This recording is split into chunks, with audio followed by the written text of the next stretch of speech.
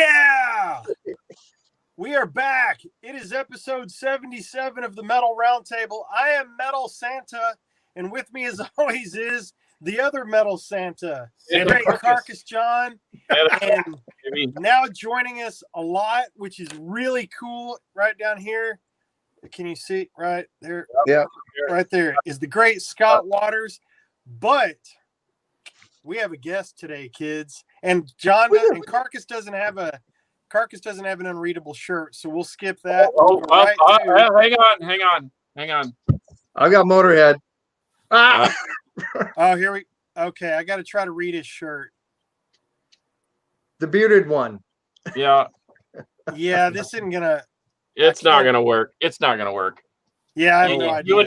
You would never guess it because it's a killer San Antonio black metal band called Plutonian Shores. Well, there you go. The important thing is that we've got this dude right down here. The great Glenn Rodgers is joining us from freaking Hirax and Deliverance and Heretic and you name it. And Final Decree. The new thing. The new old thing. New thing. Yeah. A new band. Finally, my band. I own it. Yay.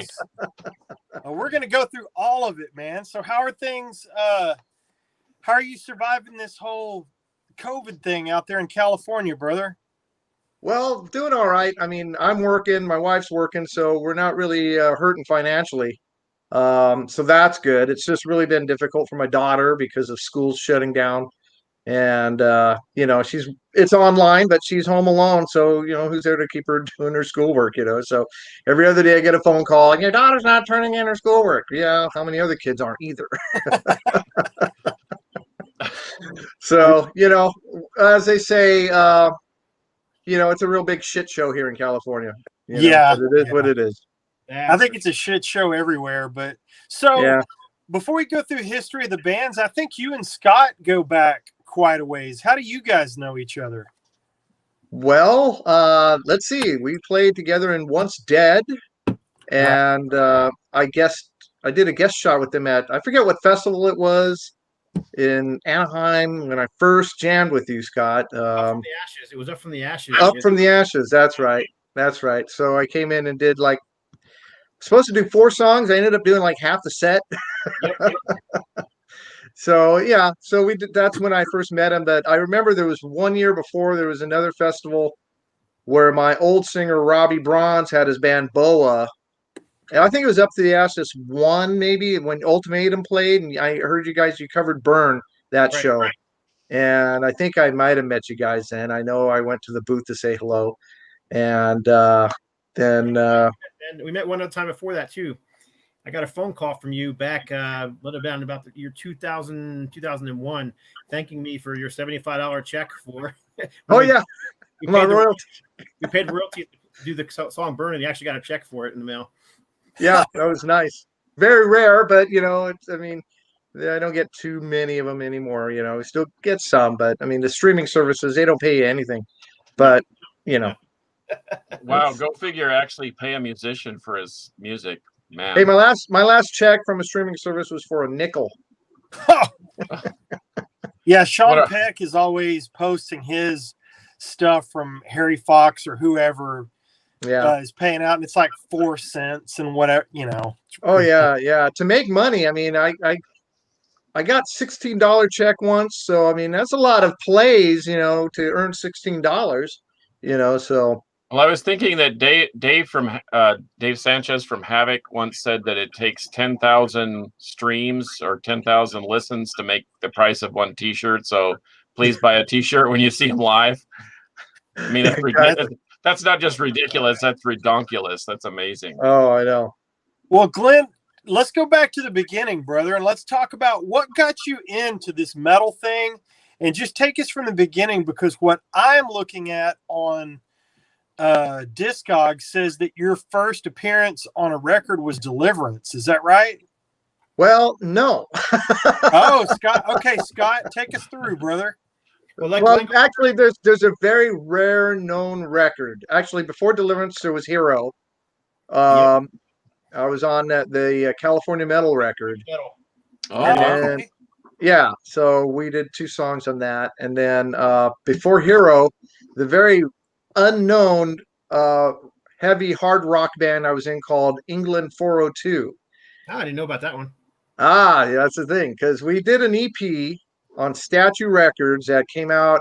This was in the time between the Vengeance Rising thing, before we weren't even called that. Me, Doug, and Roger jamming, and Hero.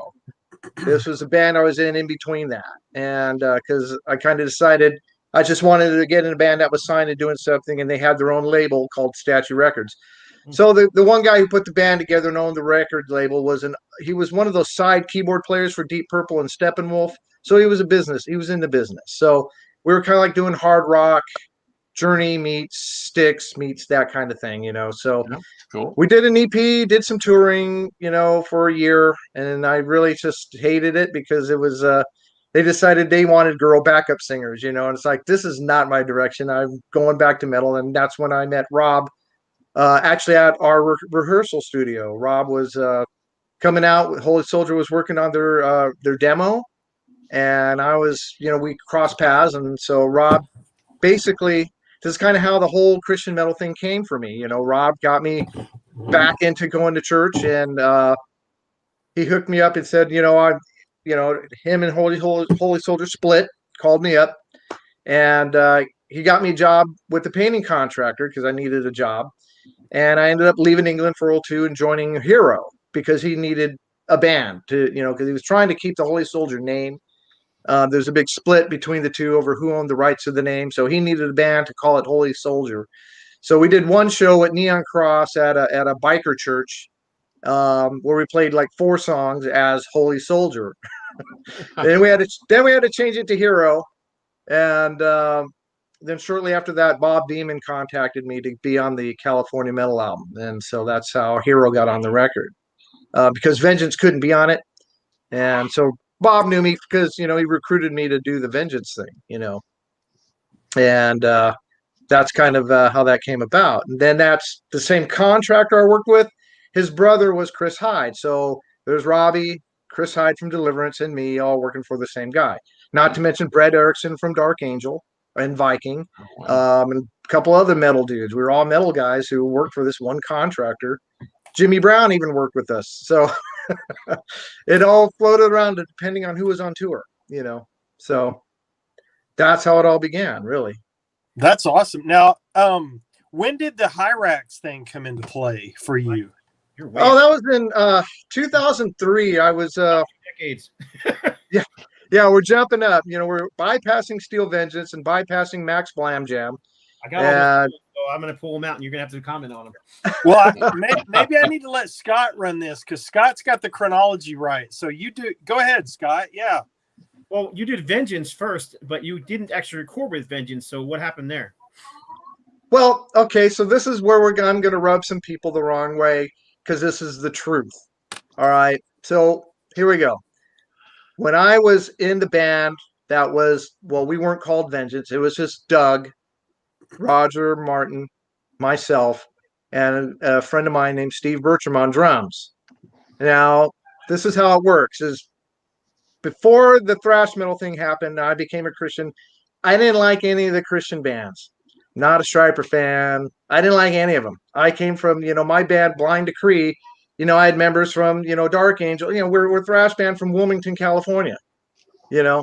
So that wasn't my scene. That's why it took so long. Like, guys were really like Larry and Doug would come to our shows. Dude, when are you going to join a Christian band? So I decided, well, all right, I'm going to start my own Christian thrash band, and I wanted to be the lead singer.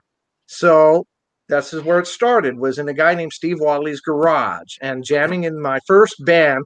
We were called Torch, which nothing was ever recorded. But in that band, I brought in the songs that became the Vengeance songs. So the White Throne, it wasn't called White Throne, it's called The Calling. Beheaded, Burn, wasn't Burn. None of those titles were my titles. Right. All right. But the music was the music I wrote, and I showed these guys. And then I see where we're going here. Yeah. So one day we got a knock on the door, and on the garage door, and in walks Pastor Bob and Pastor Steve Valdez from Sanctuary. Mhm. And they sit down and they watch our rehearsal and, oh, very nice, guys, very cool. Then they leave. Now, the drummer was Steve Bertram, who was playing with me, and I was trying to be a lead singer. And I had two buddies play guitar. Mike Van Ash was one of the guitar players who went on to be in Martyr, I think. Yep, exactly. Yeah. All right. So, because he hung around with this guy, Steve Wadley, who's everybody's roadie, and he's a good dude. And he really should get credit for really putting a lot of musicians together, because he was kind of like the middle guy. And so that was Torch, and it didn't happen. I was a terrible singer, so it just wasn't working. So shortly after that, Doug and Roger and Bob, and Steve, hey, why don't we go have a meeting at Bob's house? And at this time I was still playing in Blind Decree. And so I sit down with those guys, and they said, well, we're really trying to do something. We want to do a thrash band, and so I said, all right, I went for it. I went and I quit my band Blind Decree, which became Dissenter, Metal Massacre 9, Blood Under Heaven. Part of that was something I helped write too. So it's kind of weird how it goes. So I left that band, and in that band at the time I left was Mike Gonzalez, who was in Dark Angel, Brett Erickson, who was in Viking/Dark Angel, and the other guys. All right. So I got recruited. So we started rehearsing, at Deacon Dog Studios in Long Beach. And Doug and Roger are great guys and great musicians, but the problem is they're not thrash guys. They're not metal guys. They're into rock and heavy stuff. It was about Pink Floyd, Led Zeppelin, Black Sabbath, Leonard Skinner, Southern rock. A lot of that stuff was what they're into. Listen to Mulligan Stew. I was in the band when we were working on that. It's bluesy. That's Doug's too. That's what they did. They had no idea about thrash music, except Steve Bertram, of course, who was in the Hierophant, which was with Brett. So it's all kind of in one little circle. So that's when I brought in White Throne, and which was The Calling and all those songs. And that's what I wrote and showed them the music to. And at the time, I was singing lead because we didn't have a lead singer. And the deal was, well, look, we're not going to, the guy's got to at least be better than me, if he's going to be the lead singer of the band. And Roger Martinez wasn't the idea at the time. We wanted a lead singer. We wanted John Bush. We wanted, something heavy like the guy from Heretic, Mike. That was kind of, the goal. That's what I really liked. We had a couple guys audition. It didn't work out. And then the old thing about, some things happen with young guys, and so we had a falling out with the drummer and the bass player, and Doug. So Steve, we had an issue, and so they wanted to fire Steve, and I'm like, darn any Christian thrash drummers, I don't want to fire him. It's basically one of those crazy things that oh, you backslid, so we can't be with you, and I disagreed with that. So that ended up being I just kind of really got fed up with the whole thing. And suddenly it became, a bad influence. So my Christian friends weren't talking to me anymore. And I worked with them. That And I'm doesn't like, sound very Christian to me, but okay, go no, ahead. it really wasn't, to be honest, but this is the story, and this is the truth, because I mean, Mike Van Ash should be able to tell you, because we worked at the same company, and he stopped talking to me. Was my friend. And I'm like, okay. And then one day, Bob Beeman and Jim Laverty show up to my work to talk to me. And I'm just like, okay, this is kind of weird.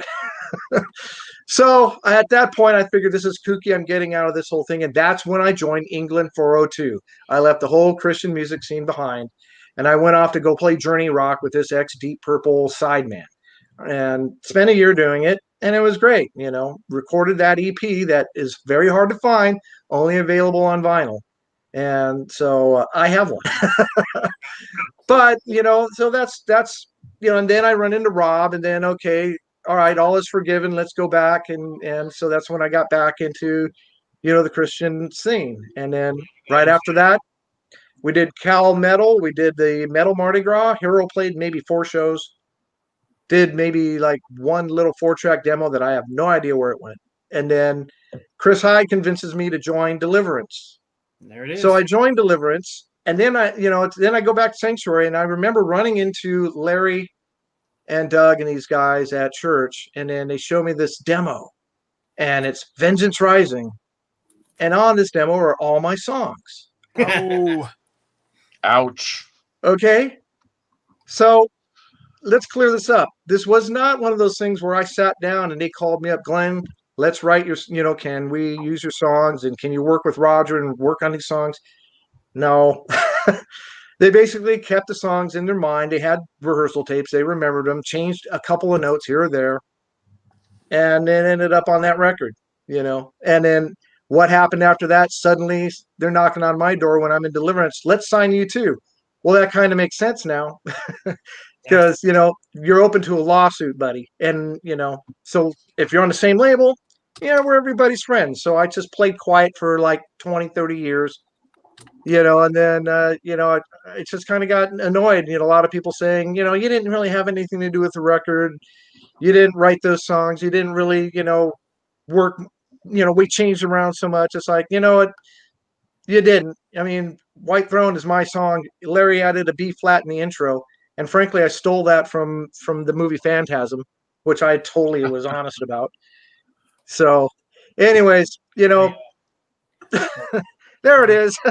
So then became Greetings of Death, and then that's yeah, that's a cool record. And then we did that all in one night, and then yeah, and that's another one. There's some riffs on there that I never get credit for, but that's okay. Jimmy and I are all good about that. But I mean, you did write completely Temporary Insanity, right? Yeah, well, I brought that in from Blind Decree. That was where that song came from, and then I had riffs on there. No Love. I wrote the chorus too. But you got to remember, I left the band because I wanted out of the Christian scene at the time. So Jimmy was mad. So any riff that I really added, he tried to change, and it was, all water under the bridge at this point. But there's riffs of mine that I hear on What a Joke. There's riffs on Weapons of Warfare. That little dang dang dang riff that he does that. Who taught him that? That was me. So from there you went to Steel Vengeance. Yeah, I met that guy at Sanctuary too. I'm not familiar with that. Yeah, this is on the Epic Black Dragon Records label. That's Right. Isn't that a French? That's a French label, isn't it? And there is a young Glenn Rodgers right there, and that's if I can get less glare, but there you go. Yeah, and there's my current bass player Cesar Serragati on there, who's in Final Decree with me. He's bald now. Aren't we all? Yeah, some of us are. I'm getting there. Yes, he's the guy who was roading for you when you were with Deliverance, right? Yeah, that show. Yeah, I mean, he played in Max Glam Jam as well, and Cesar's been a close friend since the Steel Vengeance days. And that's kind of how that happened. Was I ran into Mike Wickstrom and Robbie, who actually sang on that record. That's Robbie Bronze / Robbie Bronze Wolf, who sang on that record. Everybody on that album, other than Mike Wickstrom, I was on 2 songs on that record. We're all models. That was already done with with Robbie and Rob Lankow on guitar, and I forget the drummer. Marshall Davis was the drummer, I think, on that. And Mike wanted a whole new lineup, so he came out and he ran into me, and then I got him all the guys in the band on that are in the picture. And so what they did, actually, the other 2 songs, since Robbie sang on it, they lifted the 2 Hero songs and remastered them and put them on as Steel Vengeance songs. So that's how I became to be on the record, So if you look at it.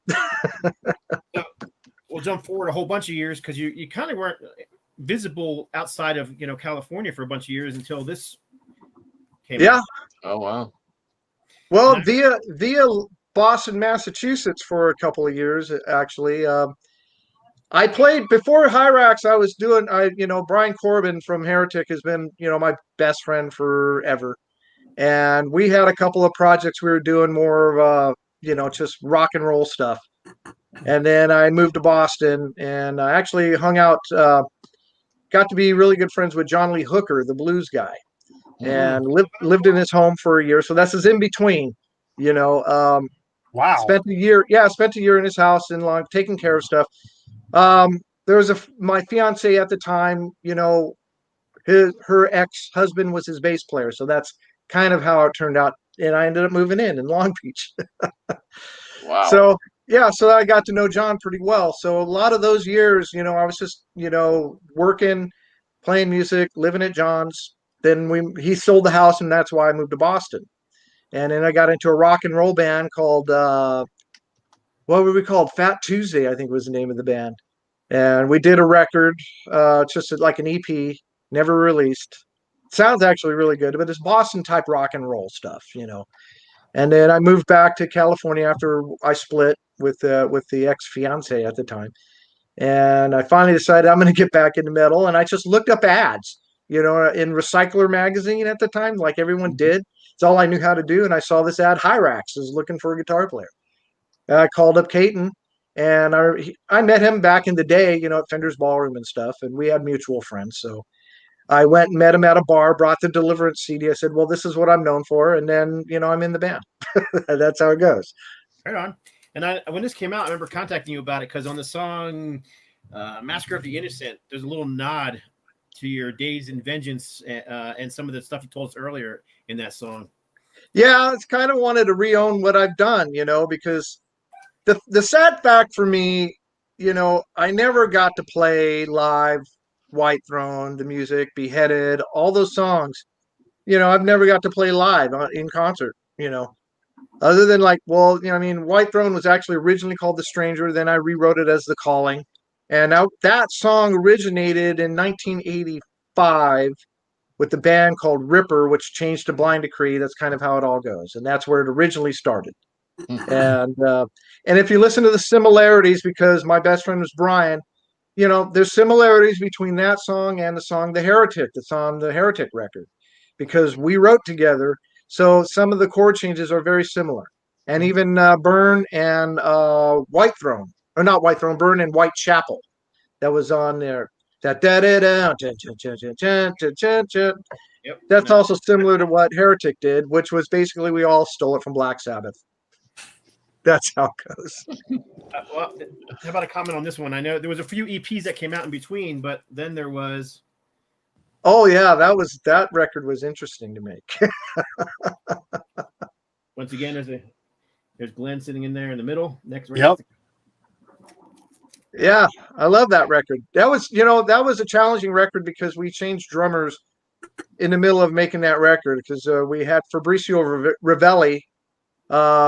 He was in the band at the time, and we did half the album. And then he kind of got deported back to Brazil, and he left the band. So we got Jorge Icabilis back and finished the album with him. And we recorded a lot of stuff on that album. It was really, God, we really did that album fast. I mean, when I listened back to that recently, and there's like stuff, I don't remember how we played that. It's like, how did we do that? I mean, I don't even remember how to play those songs anymore. I mean, a couple of them I do, but it's like, I don't even remember that song. I'm like, well, because we only did every album, we only did 2 or 3 from each album because we had such a catalog to cover, all the way from Raging Violence, all the early stuff. So our show was like a little bit of everything, and So can I call time out here? Because now this whole metal world, it starts to shrink when you talk to people like you. And so I remember seeing Hirax in Houston at a place called Walters on Washington. Yeah. And now you look very, very familiar to me because I remember my friend and I were waving our Hirax demo tapes at Caton. Yeah. And from the front row. So now it's all becoming more clear to me. So evidently you toured on that record and got to. Yeah, I was there. Actually, someone stole our banner that show. Well, I actually know who that was, and I don't know if I should divulge who it was. Who was it? Well, I'm sworn to secrecy, but it wasn't me. On. It was not me. It was not me. In fact, my buddy Sawblade, who's an outstanding artist, and I thought that was the last night I'd ever see him, because I saw he and one of the perpetrators take off against the one-way traffic, and they had a bottle of Jim Beam between their legs, and they had way too much to drink. So anyway, but thank goodness he's sober now, and I don't know about the other guy. But anyway, Now it's all becoming clear to me now because Walters on Washington, that show was unbelievable. And and I remember just thinking we were going to see people swinging from the rafters, and Hirax was completely dominating the stage. So anyway, now go ahead, keep going, because this is really cool. Yeah, that banner was I paid for that, so I want my money back. Okay, well, I have a certain set of skills that might be able to help you get it back. So oh, that's all right. I just want to make sure you know that it wasn't me. It was not me. Well, Jorge's with me, in Final Decree, so we're two Hirax guys in the same band. You send it to me, I'll sign it, have him sign it, we'll send it back to you. Okay, awesome. So I'll let the perpetrators know. Yeah, because I'm way over it, dude. Okay, awesome. I'd keep it when they send it back to you. Keep that shit. I got no place to put it. I got enough keepsakes from Hirax, to last me a lifetime. Plus, I do, the one thing I did, and I was very smart about that, is I have the publishing to all my songs.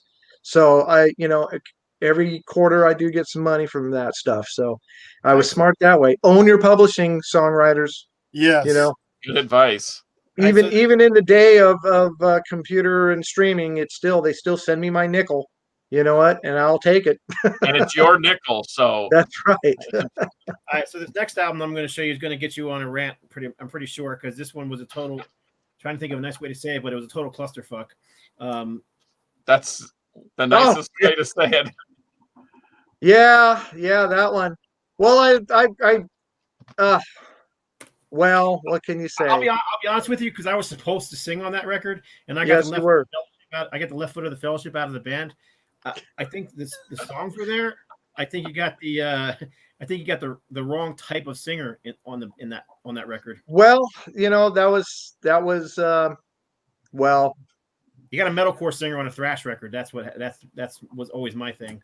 Yeah, it was horrible. Devin's an awesome guy. I mean, I love him. You know what? Yeah, it was, but it was like the way that was handled. You got to remember, for me, I was more of the guest guy who ended up permanent guy because the band got stuck for a lurch because the other guitar player quit right in the middle of making the record and took all his songs, and then they had to re-record everything, and I had to come in and write a bunch of songs on it real fast.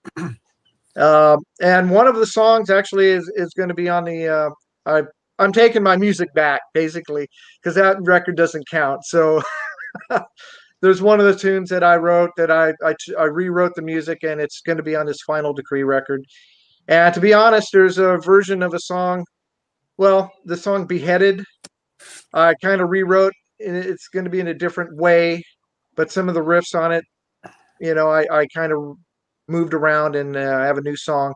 It's going to be called Creeper, and I got a demo of it, but it's going to be on the new Final Decree record. So it's I'm going to kind of re-own my stuff. I just it's like you want to be able to I wrote it, and I want to play it. Yeah.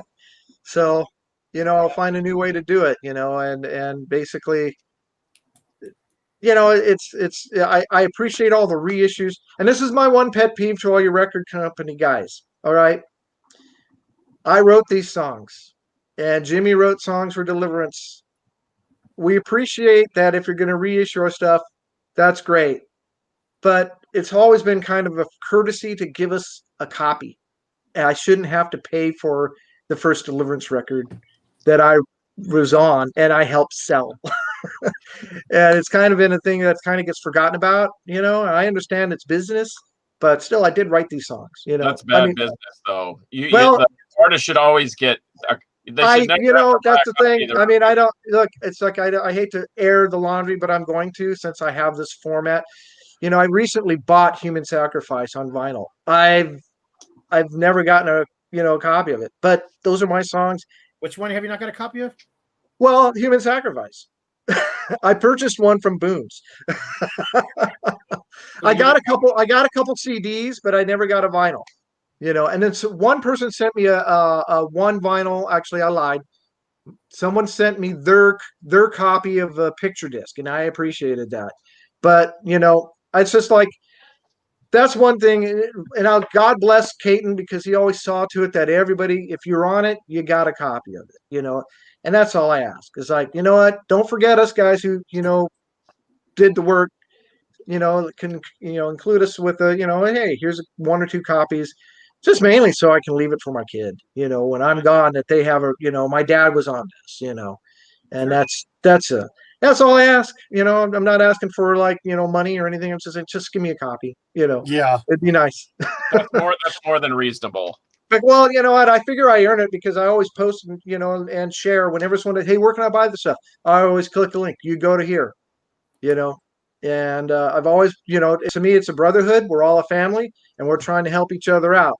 And I really try to go above and beyond when someone needs stuff to point them in the direction of my friends.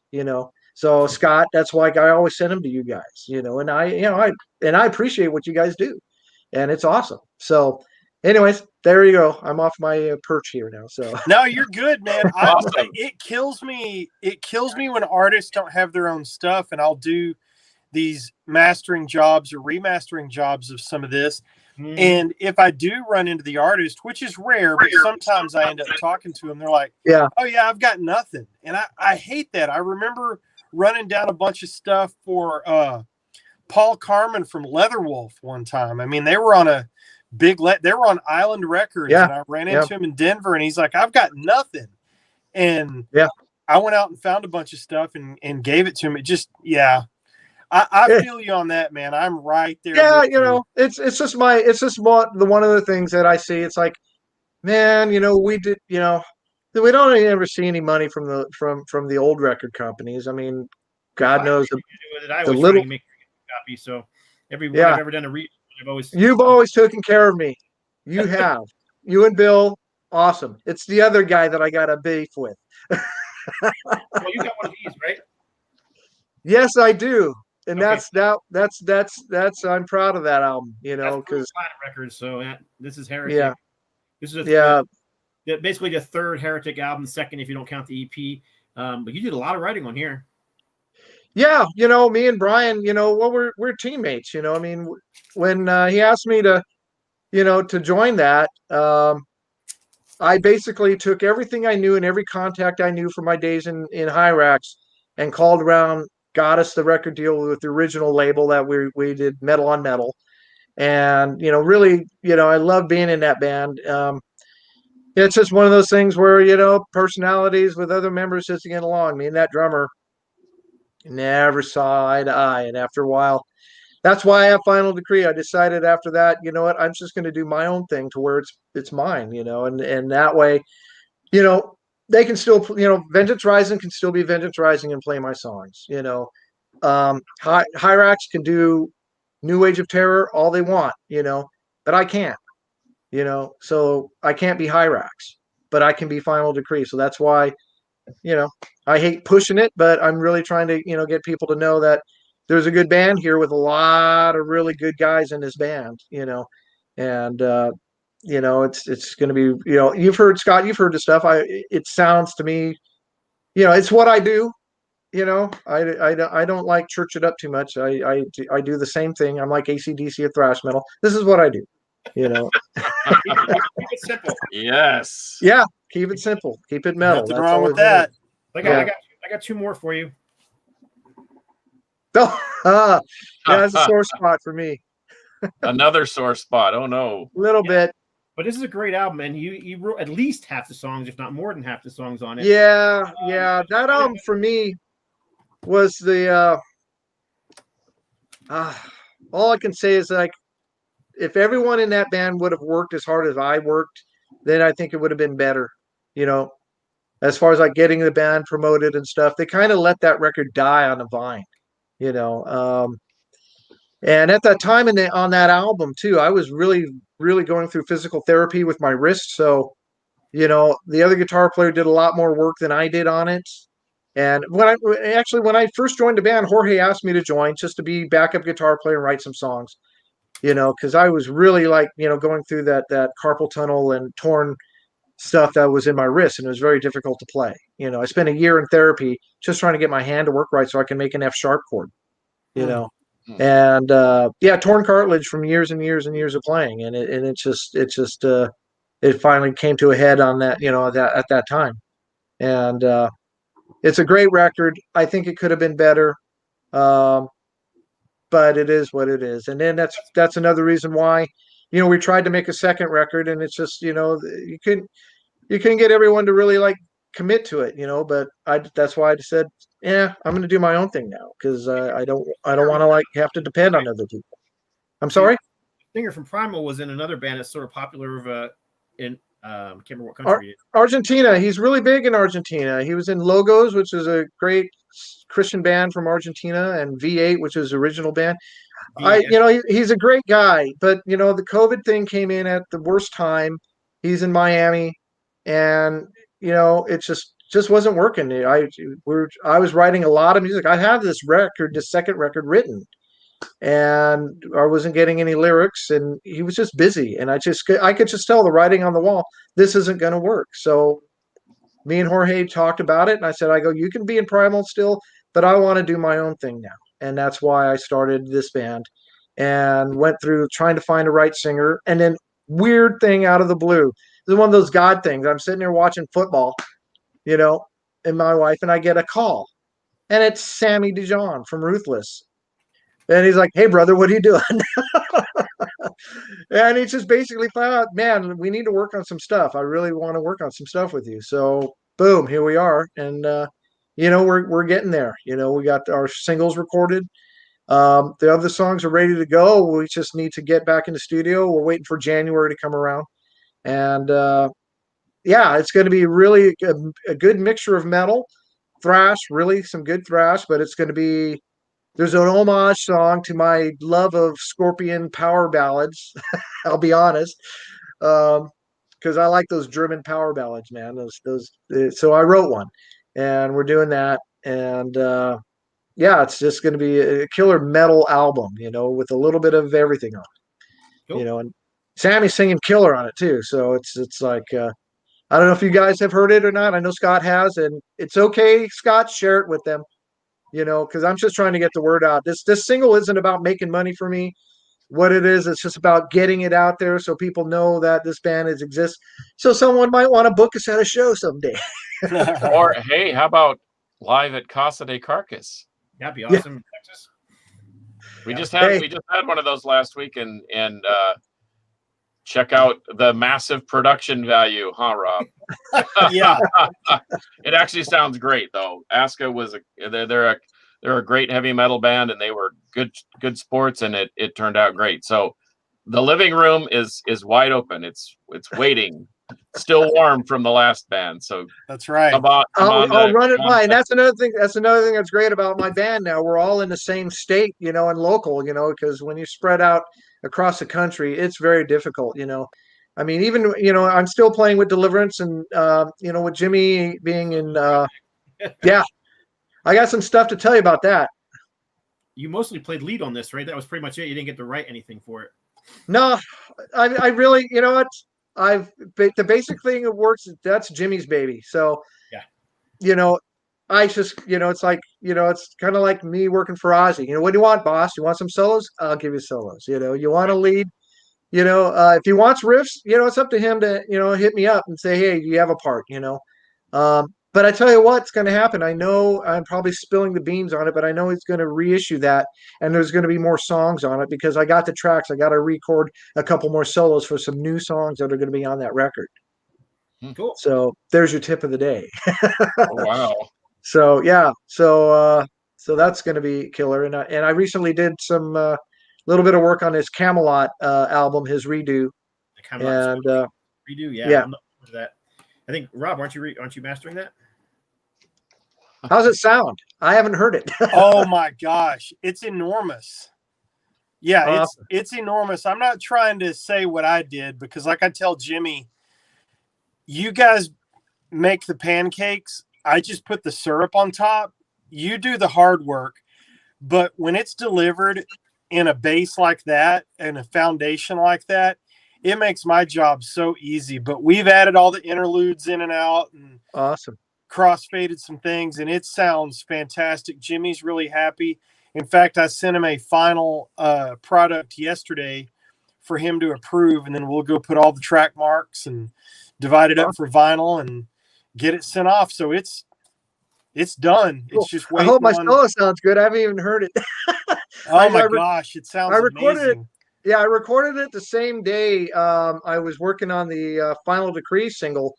Once I was done with those tracks, my rig was up, and I was at John Haddad's studio, and I'm like, dude, because that's where I recorded the Deliverance. The last record I did all my solos at his studio. That's my secret weapon is John Haddad, a great producer. He does Abysmal Dawn and a bunch of bands, Oh but wow. he did all the Hirax stuff that I worked on.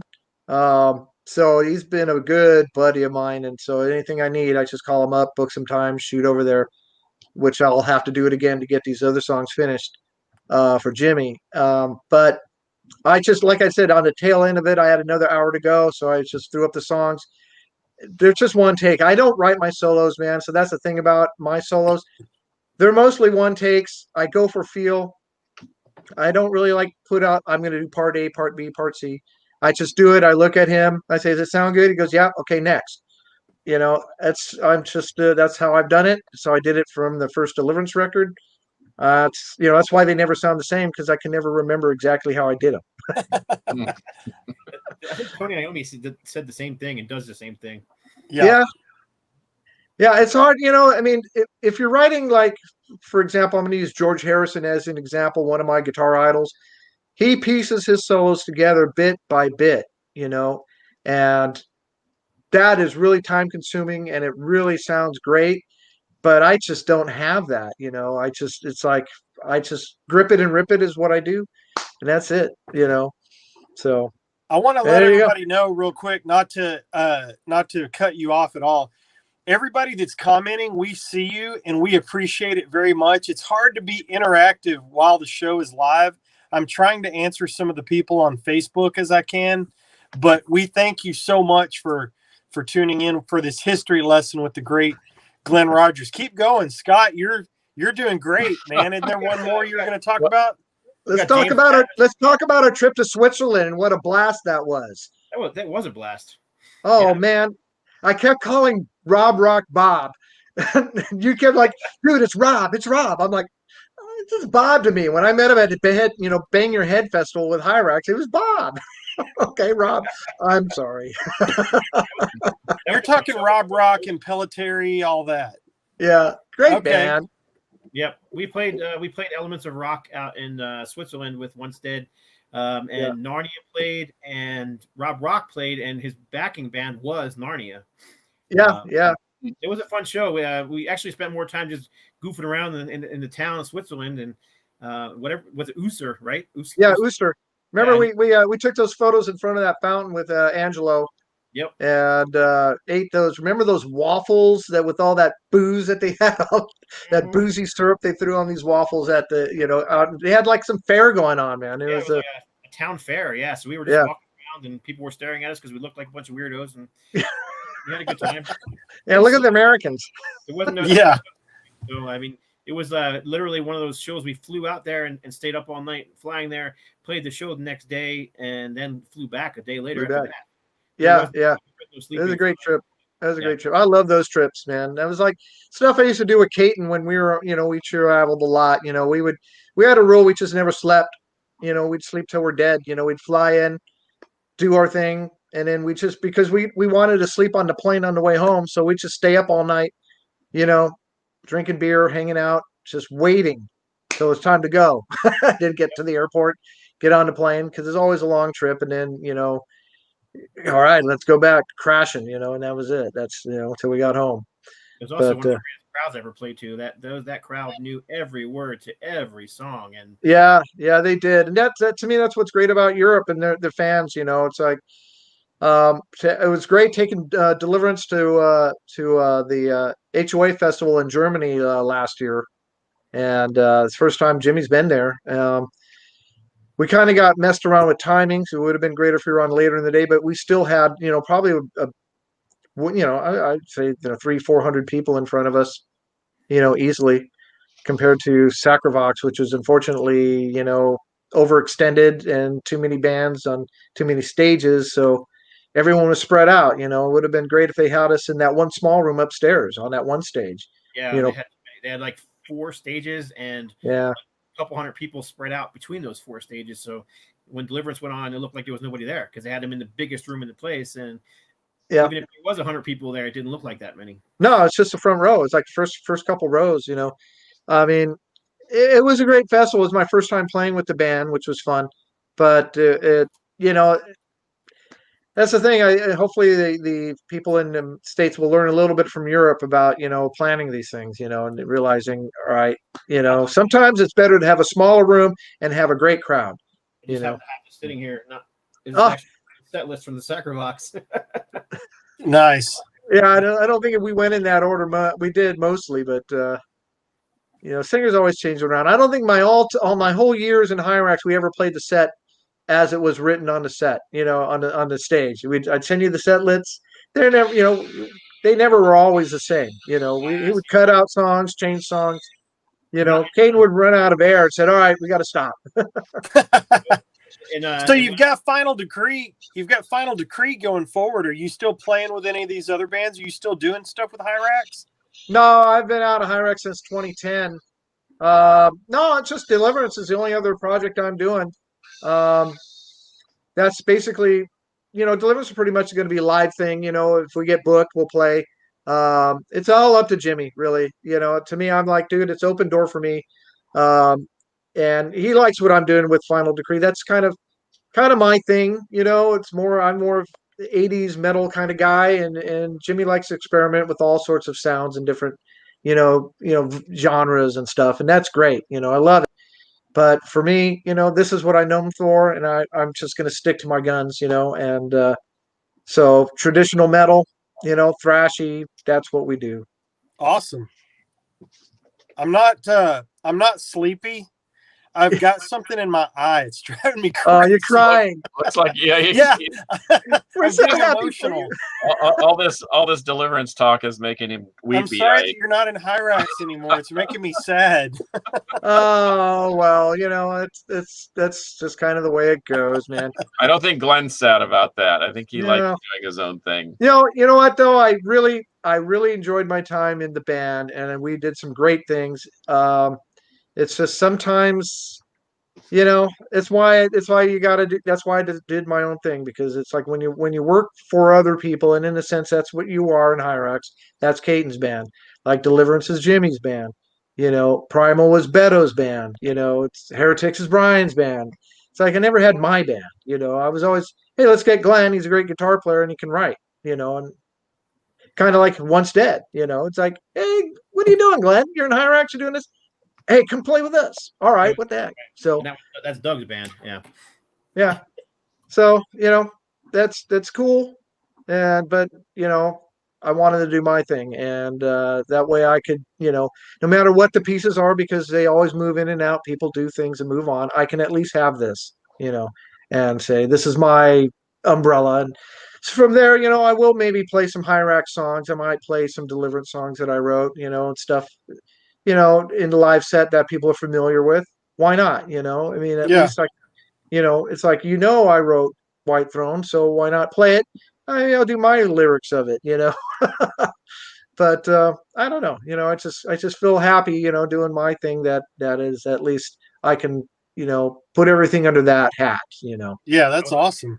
I would love to hear you do a cover of your own song, "Temporary Insanity," just so you could have it as part of your set. Well, I could actually. The funny thing about that song, that's my title too.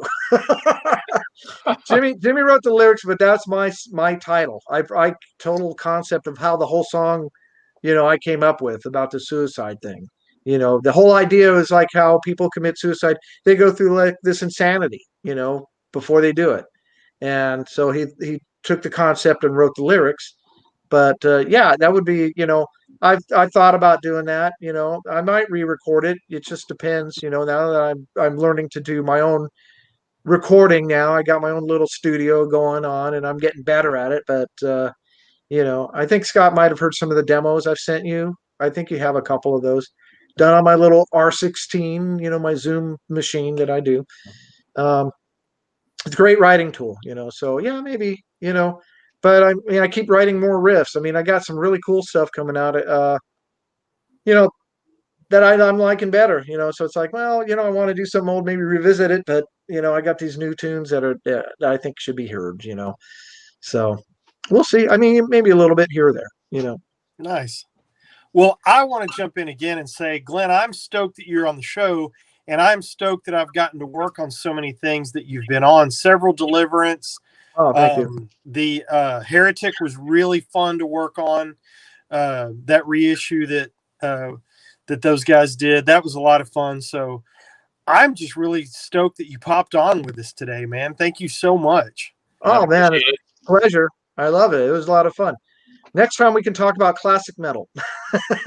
Yeah, man. Hey, you're welcome to come on anytime. If you've got something you want to promote or plug, or you have a topic you want to discuss, that is why it's called the Metal Round Table. We want you as much as you want to be here. Well, next time you guys want to do new wave of British heavy metal, ring me up. I'll definitely come on and talk about that. Boy, here we go. Volume 2 or 3. Yeah. Dude, that's what I grew up on, man. That's what, that stuff, that early Maiden and all those early bands, I mean, because guys, you got to remember, I'm so old that I started playing music before there was real, what they called heavy metal, I mean, for me, it was all hard rock and acid rock, I mean, I was like, you got to remember, I started playing guitar in 1976. So, I was playing in a band by 80, and then we sing this. This is when I saw my first Maiden record, and I bought it. What's Killers? That was my first Maiden record at the Disconnection was a great record store. And I had the very first Motley Crue leather release because that was one of the stores that they had. And so I wish I had that copy still because it's worth a lot of money now. But, that's what I loved. I loved all that stuff, I have a leather copy of that. So do I. Yeah, I bought it, locally in LA. The guys on this side of the screen don't have it. Yeah. But they appreciate the music. Yeah, that's cool, man. This is one little story I want to talk about Motley Crue real quick. Yeah. There was one band I was in that was in between, all the Christian bands. There's a band was called Overture, and we were a short-lived group, but we rehearsed at SIR Studios in Hollywood, and the band next to us, and this was during the making of Theater Pain, was Motley Crue. And they were in the room right next to us. And so we all came out and they came knocking on our door. And it was Nikki and Tommy. Vince, this was after the car accident. He was pretty well drunk and didn't want to talk with us. Mick was quiet but nice. And for about an hour and a half, we all hung out with them in the studio, just talking. And Tommy was working on Home Sweet Home on the piano that was in the studio. Wow. And we were getting ready. We had a show at the Troubadour that week on a Wednesday night. And we were playing with the band called Snare. Check your history on that band. It was their first show in LA. Snare. Okay. Snare. I'm writing notes. I've written Mike Howe from Heretic and Metal Church. That was his band. So those guys, Tommy and Nikki, actually came down to see us play at the Troubadour. So regardless of what anyone says, they were very nice, and we had band magazines that they were on the cover of, and they signed them for everyone in the band and hung out. They spent some really cool time hanging with us and actually came to saw us play. So awesome. Thumbs up to Motley Crue, and they're whatever everyone says about them or whatever, I don't care. They were cool to us. So that's very cool. Well, that's my Motley Crue story. If I ever get to meet you, I'll let you. I might let you touch it. I'll certainly let you see my Soundhouse tapes record. Oh, awesome!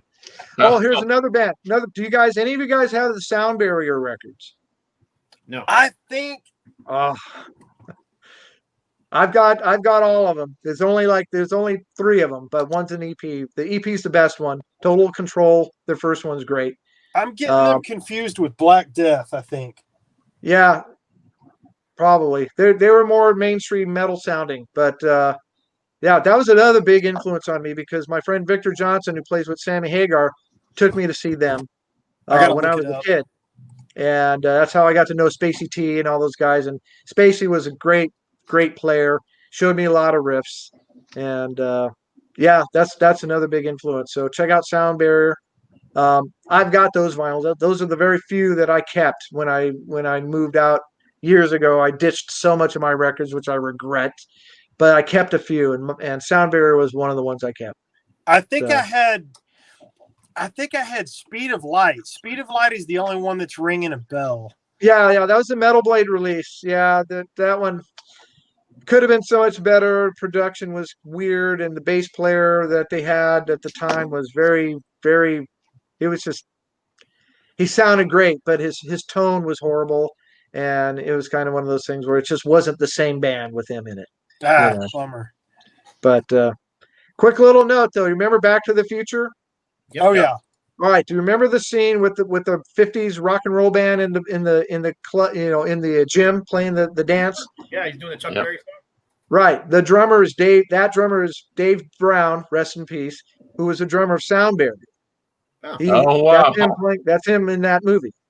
So there's a little bit of more trivia about Sound Barrier. So nice. Anyways.